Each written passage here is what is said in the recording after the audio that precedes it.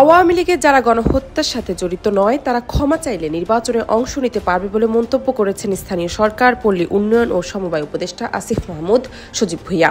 ওসমানী স্মৃতি মিলনায়তনে জেলা প্রশাসক সম্মেলনের শেষ দিনে 18 ফেব্রুয়ারি বৈঠক শেষে কথা বলেন আসিফ মাহমুদ। আওয়ামী লীগ করেছে কিন্তু কোনো প্রকার অন্যায় এবং গণহত্যা কিংবা অপরাধের সাথে যুক্ত নয়। তারা ক্ষমা চেয়ে আবার মেইনস্ট্রিমে স্বাভাবিক অবস্থায় ফিরে আসতে পারে।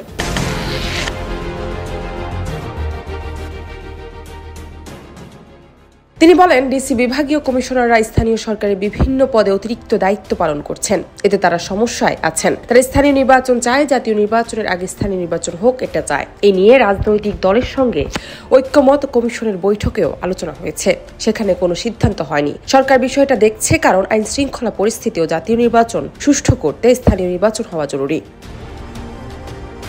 নির্বাচন নিয়ে স্থানীয় সরকার উপদেষ্টা বলেন, এই বিষয়ে আলোচনা চলমান রয়েছে, চূড়ান্ত কোনো সিদ্ধান্ত সরকারের পক্ষ থেকে হয়নি। তবে খুব দ্রুতই কোনো এক সিদ্ধান্ত আসবে, হয় জনপ্রতিনিধি নির্বাচন অথবা আমরা প্রশাসক নিয়োগের মাধ্যমে স্থানীয় সরকারের সংস্থাগুলো পরিচালনা করব। জান্নাত নিপু, দেশ রূপান্তর।